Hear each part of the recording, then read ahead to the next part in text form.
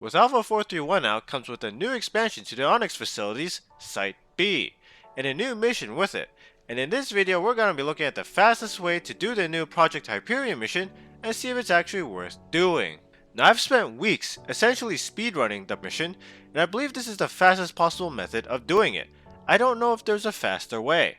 If you aren't familiar with the Onyx facilities, luckily I've made a video detailing everything about them, the facilities, the loot, and the missions, which I've linked in the description. For this video, I'm going to assume you're already familiar with the facilities, so without further ado, let's begin.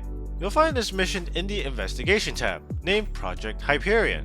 Unlike the other missions, this gives a massive payout of 677,000 AUEC. Before setting out to do this mission, you're gonna need a few things. For the absolute fastest speedrun, you're gonna need a Cambio SRT tool, a max lift tractor beam, a multi-tool with a mining attachment, and a big backpack to hold it all. The backpack is actually very important, but not for the reason you might think, and I'll explain why later in the video. You're also gonna need a long-range weapon with a long-range scope for the power core. You can do this with an assault rifle or machine gun, but a DMR or a sniper rifle can get the job done faster. And a paramet device is recommended along with a bunch of med pens. First things first, when you accept a mission, check your map and make sure there is a quantum beacon on the facility. If there's no quantum beacon, the contract is already cooked. The reason being is that if you manage to manually fly there, the mission won't update, and if the mission doesn't update, you can't do anything. Because this game is perfect and flawless, and to say otherwise would be blasphemy. With the preparations out of the way, now it's time for the mission itself. Once you're at the Onyx facility, your objective will be to obtain a reagent code. The engineering wing is probably the hardest part of the mission because of how hands-on it is, and how many things can go wrong. Now I'll admit, this was one of my luckier speedruns, and you'll see why later in the video, but the fundamentals are still there. First thing to do is the vent puzzle after you cross the point of no return. There are 3 vents you have to do. I usually start at vent 4 first, although now that I think about it, starting with vent 1 might be faster. Anyways, get out your mining multi-tool and clear the gunk off of the vents.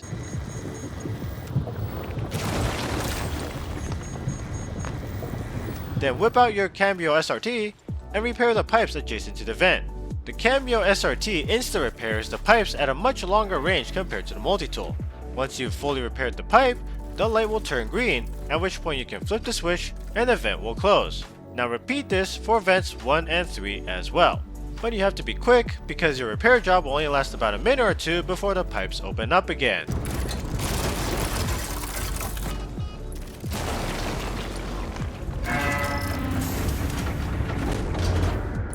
For vent 1, if you stick close to the railing, you won't get attacked by the Valakar, or what I like to call them space worms, near the bridge.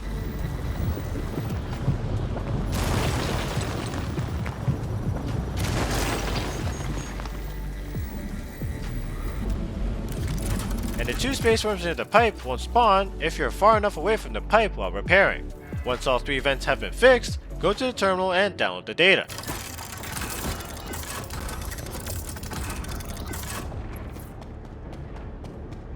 After finishing the vent puzzle, I will go into my inventory and swap out my Cambio SRT with my tractor tool, then run up to the circular area, head left, and take cover behind the left condenser. While you're running there, grab a canister from the equipment area and tractor it towards the condenser you're running to.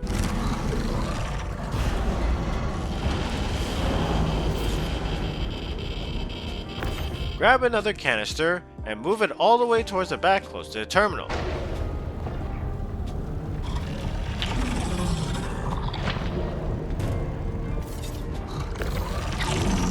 Then tractor the canister to one of the condensers, and as long as I stay behind it, the giant space worm can't hurt me.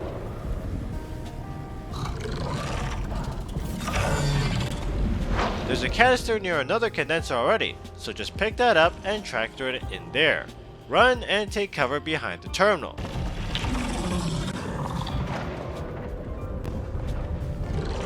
And tractor the last canister to the last condenser. If for some reason you lose a canister because it exploded or it fell, there's some more in the hallway of the equipment area, and there's a dispenser in the storage room with the Volt sniper rifle. I then unequip my tractor beam, download the data, and then make a run towards the control room.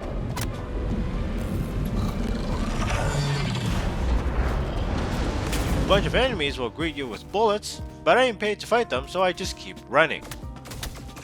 took a lot of hits there, but nothing a medpen can't handle.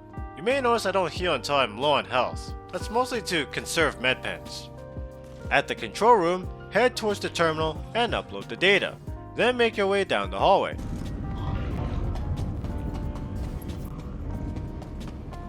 Instead of running downstairs, I jump down the stairs to recover a bit of stamina. Once outside, I jump down and keep running.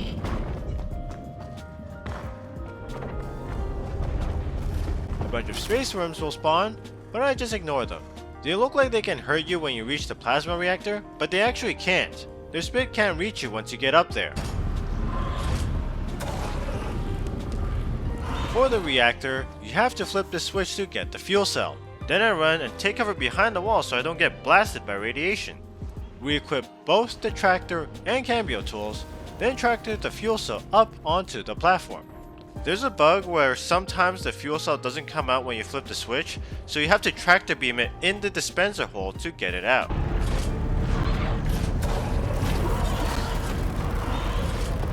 Then destroy the 3 rocks blocking the reactor. You only have to destroy these rocks, you can ignore the ones on the other side.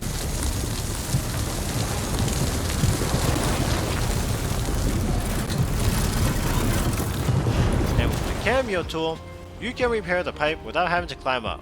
After doing those 2 things, tractor the fuel cell into the reactor. Make sure it's attached properly and wait for it to fire. While you wait, you can heal up and move all of your equipped tools back into your inventory. At this point in the mission, there's no need to use any of these tools anymore, so they're staying in the backpack for the remainder of the speedrun. The only thing I'm going to be equipping and unequipping is my gun. And meds, of course. Once the reactor is fired, download the data, then climb up the reactor to get to the other side. Run up the stairs.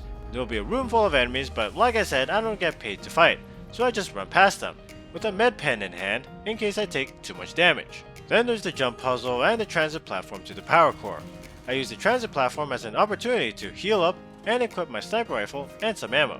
Now here's the reason why I always move stuff in and out of my inventory. I found this out recently from a Reddit thread which I'll link in the description. Turns out the weight system in Star Citizen is influenced by what you equip. If I have a full loadout like heavy armor and a backpack with 2 guns, a pistol, a full belt of ammo, grenades, 2 multi-tools, med pens, everything, I'll run slower than your grandma overdosing on Ambien. If I only have heavy armor equipped, I'll run almost twice as fast compared to a full loadout. It's actually nuts, and the weight system does not factor in what's in your inventory, so you can have a fucking truck in your backpack and it wouldn't impact your running speed. So I try to have the least amount of equipped items as possible, which is mostly meds, because I need them to stay alive, and put the rest in my backpack.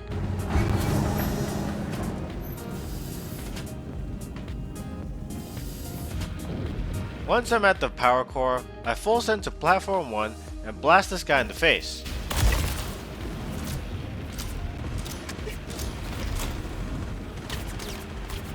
Here I get a cool collateral on these 2 guys, which actually saves me some time. From here, I can clear platforms 2, 3, and 6, and kill some people on platform 5. I recommend killing as much as you can before flipping the first switch. The power core is probably the easiest to mess up in the entire mission because you have to kill a lot of bad guys, and you're on a timer, and the switches and reagent codes have a tendency to not work, so sometimes you have to go through the whole process again. It also doesn't help that I have a minor torso injury. If it gets upgraded to tier 2, my stamina is neutered and the run is cooked. Can't really sprint long distances with a moderate torso injury. However, there is a drug I believe is called Sterogen that helps alleviate that, but I don't know if it actually works, and I didn't bring any, although I can use my Pyramid. The thing about the Volt sniper rifle is that it has a charge function, so if you let it charge, it'll do more damage, but it does consume more ammo per shot. The cool thing though is that you don't have to aim down the scope to charge it. It charges itself automatically. It's how I got the collateral. And you don't have to charge it all the way, only like halfway, and you'll still get a one-hit kill headshot. You can spam fire it, but it's not ideal.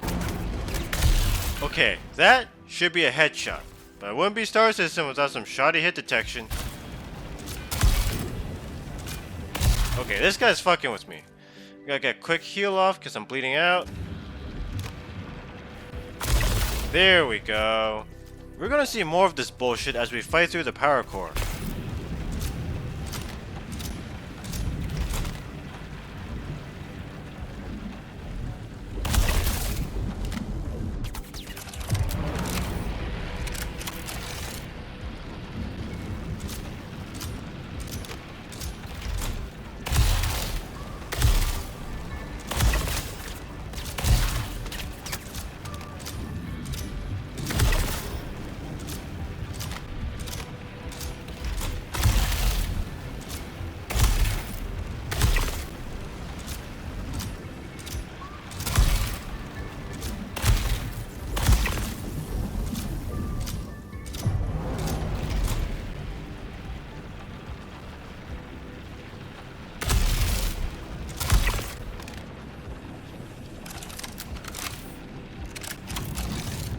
Once you've flipped switch 1, you have about 3 minutes to flip 5 more switches in order and get the reagent code. If you take too long, the switches will reset and the platform lights will turn blue, which is why it's important to kill as many people as possible before you start flipping switches. Here's switch 2. I get blasted with radiation here, which is fine, my suit can take a full frontal blast. Once you get to the second half of the platforms, the radiation pulse becomes less of a problem.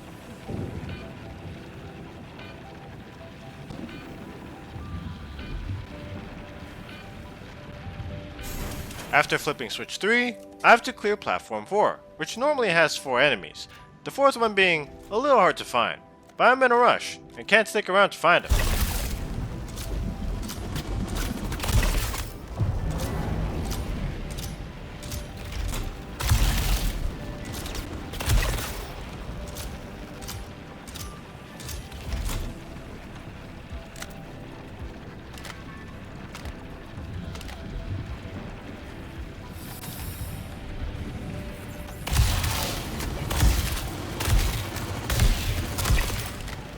I sort of panicked there cause there's a lot of aim punch when you get hit in 0G.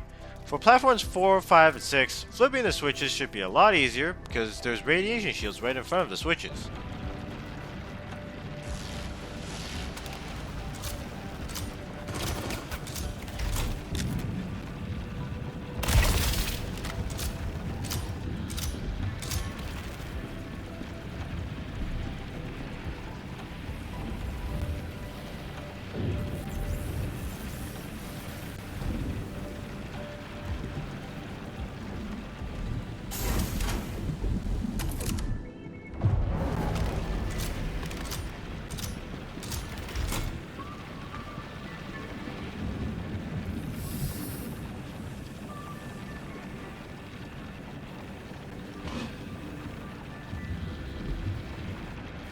Once all the switches have been flipped, go towards the center and retrieve one of the reagent codes. I will go for the code nearest to the exit just cause it's faster that way, but if you want to play it safe, you can go to the one closest to you instead. Here's my first sign of good fortune. I slightly overshot the blast shield as the pulse was going off, and it completely drained my radiation protection as a result, but I didn't get enough radiation to give myself cancer. Not yet at least, so the run's still alive. I hover over to connect struts, and then download the reagent data. There was one attempt where I didn't flip all the switches, but still got the reagent code, but I haven't been able to replicate it, so I'd still advise flipping all the switches for now. Hover your way to the exit and run down the hallway to the end. If you are trying to do a Wicklow task, either the Polaris or the Builder suit, you're gonna need to get all the reagent codes, so you're gonna have to do this mission multiple times, and you're gonna have to get all the reagent codes multiple times.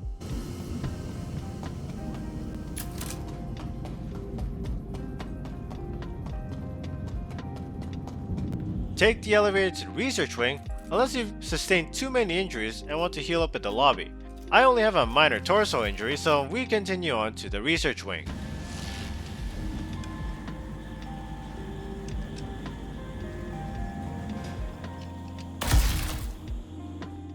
After the elevator, I wasted some time trying to repull my ammo and trying to unequip my sniper rifle. I made sure I had nothing equipped because this is kinda important. I had to double check just to make sure. Run towards the reception area, but instead of going to the broken elevator shaft, turn left and jump down to the 6th floor. Aim for the second column of the railing. It's important you have nothing in your hands, otherwise you can't jump over the railing. Then run into the Xenotech lab. You might have to punch a bad guy in the face depending on where he's standing. If you don't see a download button on the biomass terminal right away, then this typically won't work. You'll actually have to kill 5 people, put them into the machine, and make a smoothie to download the data. The next fastest way would be to run to the gravity lab and get Catalyst PWL in the zero gravity room with the dead scientist in it, if it works. If that doesn't work, then you go get Catalyst RGL from the medical lab in sublevel 8 that is guarded by clones of a certain scientist armed with a laser pistol. In this case though, I was still able to download the data without doing any of that, which is a second sign of good fortune, so the run's still alive. With the research wing done, I headed towards the direction of the gravity lab and fell down to the 9th floor. Surprisingly, I took no damage, which isn't supposed to happen, so I guess that's another sign of good fortune. And then I make my way to the atrium so I can call the elevator to sublevel 1.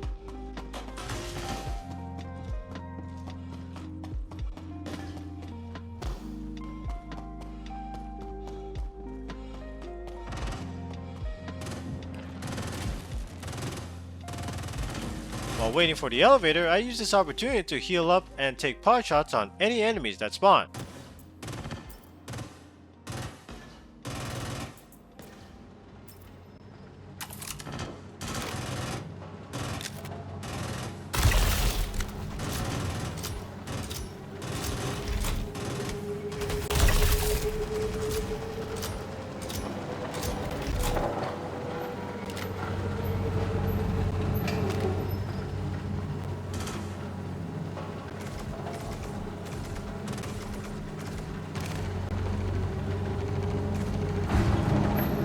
Make your way into the elevator and go to sublevel 1.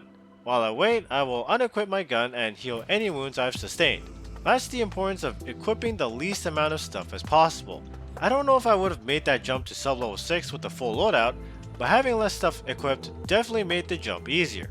You'll notice I don't use a paramed unless I'm waiting for or in an elevator, or waiting for something to happen like back at the reactor. That's why I use a med pen, because I can heal myself mid-sprint.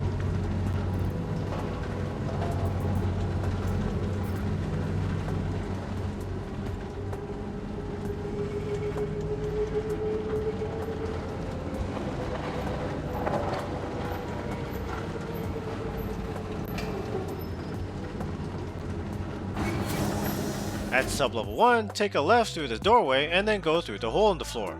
Then just keep going until you reach the elevator to Site B.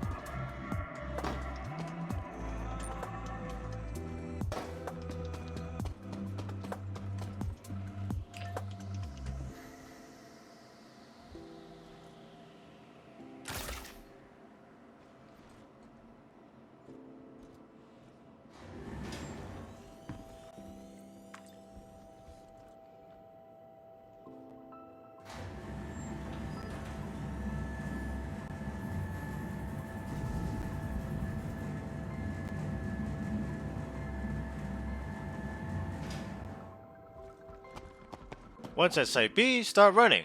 To the right is a room with a rack of the new Fresnel LMGs, although not every Onyx facility will have it there. Keep running towards the elevator. Once there, select the desired floor, and take cover behind some boxes so the enemies behind you can't hurt you. As the elevator is descending, you can take out your weapon and start killing hostiles at the bottom. Might as well since there's nothing else to do. At least this will make your life easier.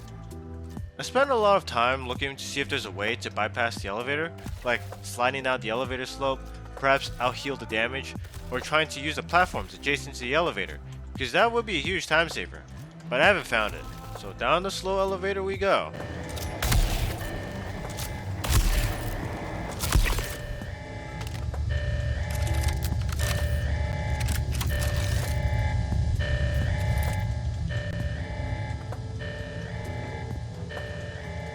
At this point in the mission, might as well just Forrest Gump it to the end. It's like if your girlfriend texts you that she's home alone, and you have no car. There's no point in activating the transit platform because it's slow as fuck. I can run faster anyways. Look at me, I'm zooming. And that's the other thing about taking advantage of the weight system, cause speed matters. I've had runs where I only got hit once or twice going through these rooms. Although I've also had runs where I get hit a bunch of times, like this one. The thing is, I could run a bit faster if I didn't have a med pen in my hand, but of course you can't complete the mission if you're dead.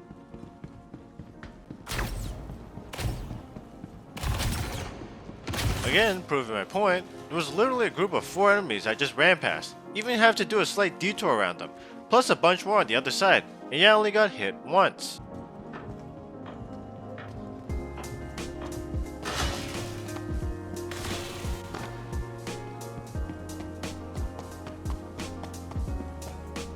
At this point, we're approaching the facility lobby. There will be 2 sets of laser mines at the entrance. The smart thing to do would be to shoot them, but this is even smarter. Run through the small office to avoid getting hit by the bad guys and out to the stairs. I like to jump through the laser mines just in case I actually get caught by the shockwave. At least I can use it to launch me towards the office.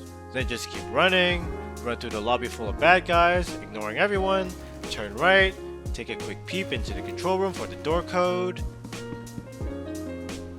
Alright, then make your way to the lab itself.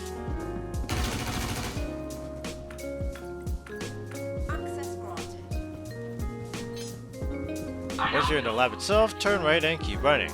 I made a brief pause to quickly re-equip my med pens, which I forgot to do in the elevator. I don't know why I did a double take there was nothing there. Behind the door will be a bunch of enemies, but of course, just run through them. Turn right, then turn left. You're gonna get peppered with a lot of bullets.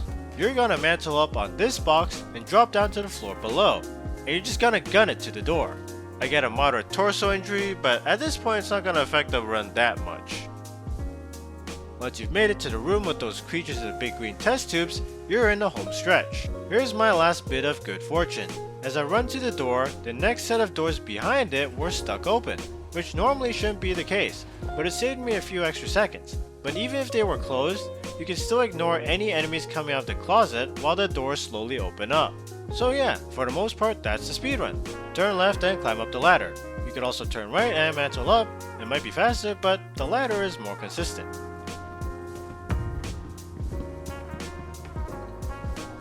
Initializing Project Hyperion. Then do the usual, perform the experiment, watch the root sandstorm play out in front of you, although I can't use the root sandstorm, so here's a copyright-free version instead.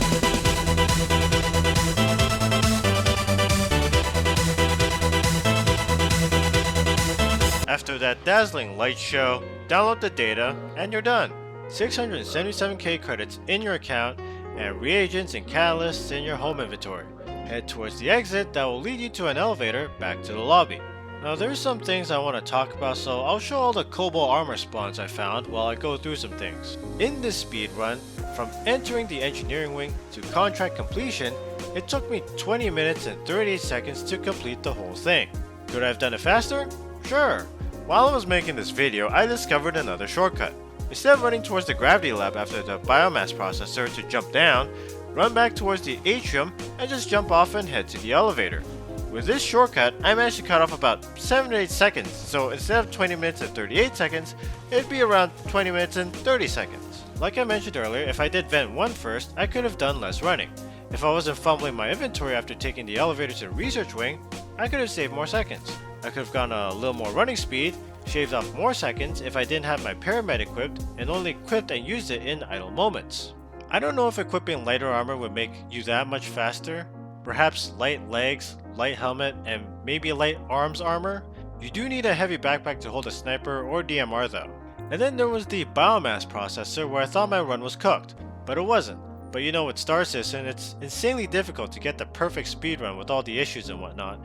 And we're talking about shaving seconds at this point, so I'll take what I can get. Also, in my previous video, I made an assumption that the armor spawned in the orange boxes were random. That's not true. The color of the armor might be random, but the pieces themselves aren't.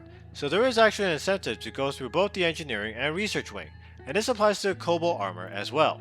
There's also a bug where if you die during the mission and you spawn outside of the facility at Everest Harbor or whatever, that the contract will break. Even though you got the reagent and catalyst, the game won't let you run the experiment. They'll just say not authorized, and I'm not aware of any workaround for that. The thing about this new Site B expansion, and I think a lot of people would agree with this, is that it really only exists as an obstacle course to Yard's experiment. I mean, there's also the Cobalt boxes and the Fresnel LMGs, but for the most part this Onyx expansion was kinda underwhelming. I should also mention they added a sub-level 5 in this patch, which has nothing in it really, but that might change in a future update. but overall the expansion was kind of disappointing. And another problem is even though it pays well, you can't farm this mission. Once you've done it, you can't do it again for about 15 minutes, even if you switch servers. So in terms of money, you might only get 1.35 million AUEC per hour, which isn't bad I guess, but it's not ideal if you're trying to get the Wicklow awards as well. If you made it this far into the video, thank you so much for watching, I really appreciate it. And if you enjoyed or found this video helpful, hit that like button, subscribe and ring that bell. There are a lot of other changes in patch 4.3.1, like the addition of the new Apollo ships and the introduction of med gels, but overall this patch felt more on the lighter side. Speaking of Wicklow, you're also gonna need to farm some ASD secure drives for its rewards, and luckily I've made a video on the best way to farm secure drives from Onyx facilities, which you can watch right here.